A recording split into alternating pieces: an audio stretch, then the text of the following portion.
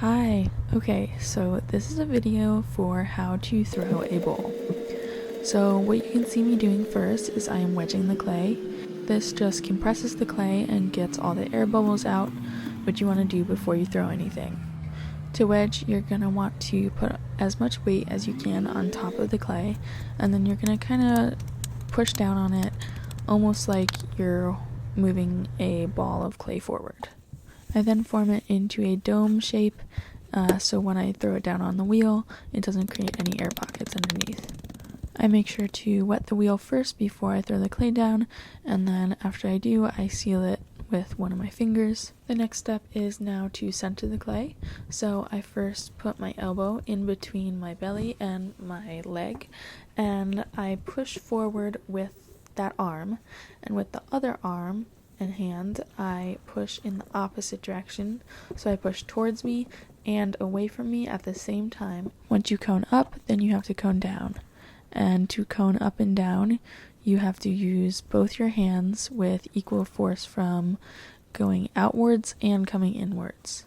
Think of it almost as if you're trying to push the clay from both sides. After it's coned up and down a couple of times, it is then all centered, and that is when I move on to the next step, which I will show in a second, which is opening the bottom. So you can see here I take two fingers, I take my thumb and my index finger, and I start to push down. By pushing down, I am creating an opening in which the bottom of the bowl can start to form.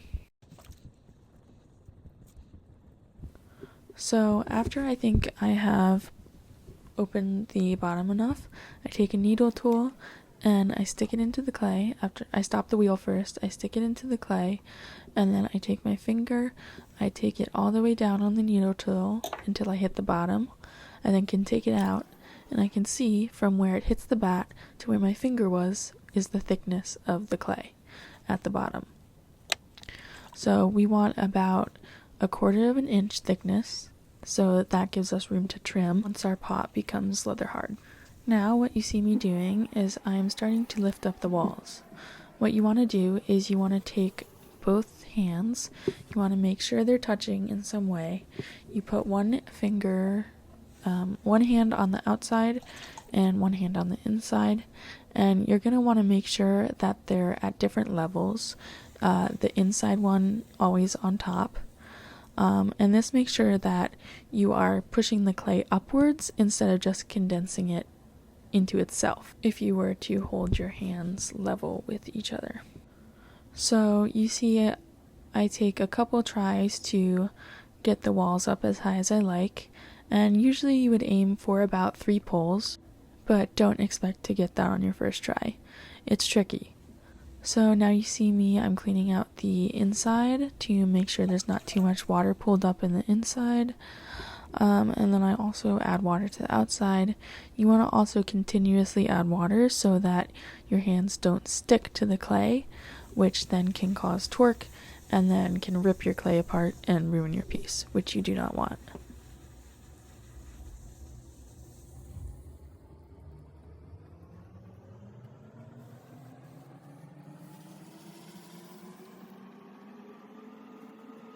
So the next step is you're going to see I am starting to shape the bowl. I take my inside hand and I use that to kind of push outwards. I do this in a very gentle and very gradual motion.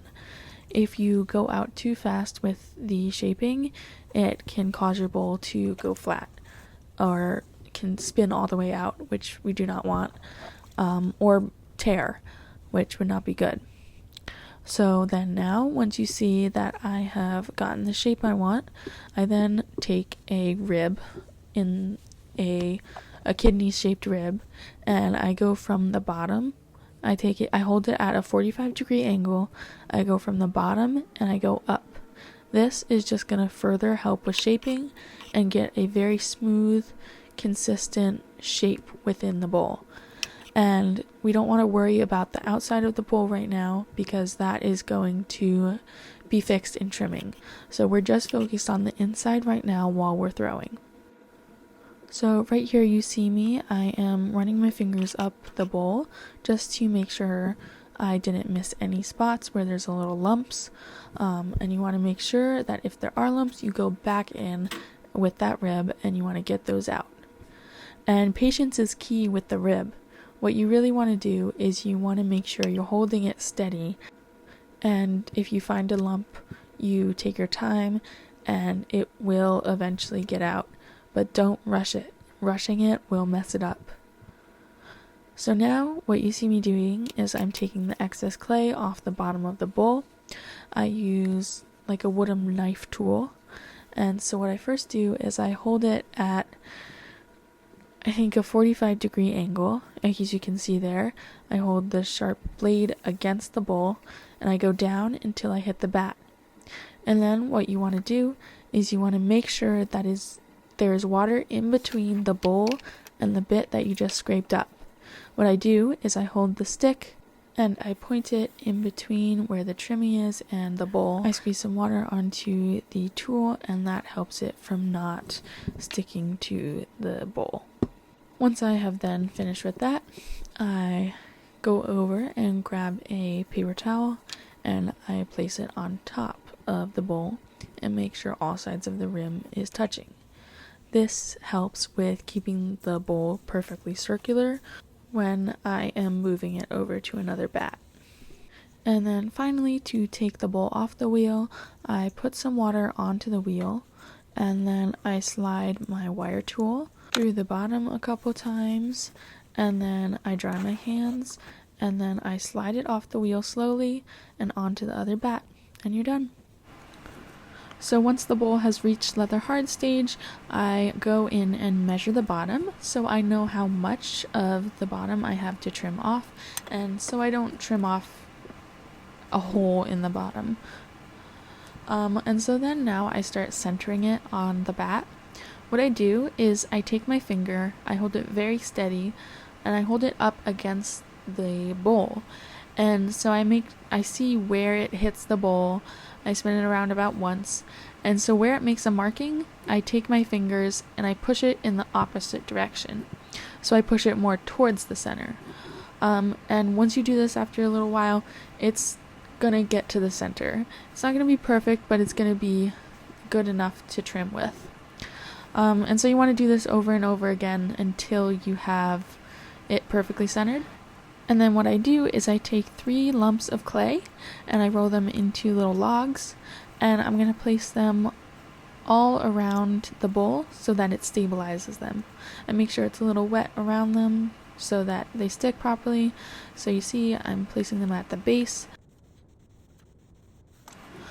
So then I take a trimming tool and I'm just going to even out the top so that it's going to be all nice and flat and level when you set it down.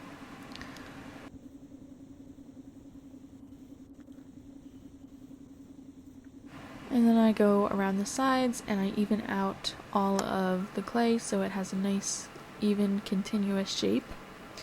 So you see there's like a little bump that I just want to make sure gets all evened out and is not visible.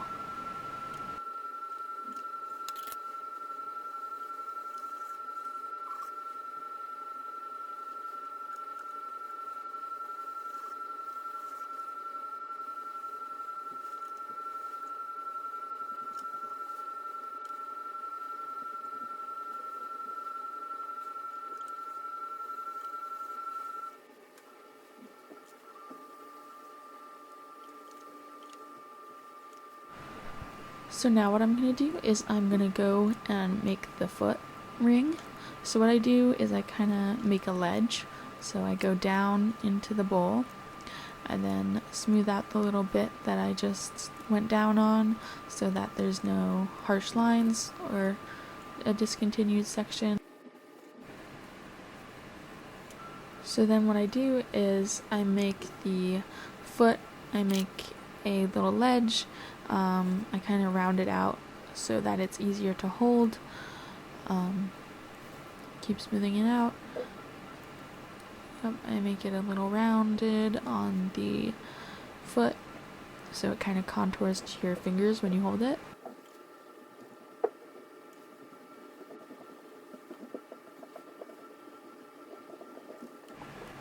Next, I'm going to go in and make the inner part of the foot. So what I do here is I start from the center and I go outwards until I get to a thickness of the outer rim of about a quarter of an inch.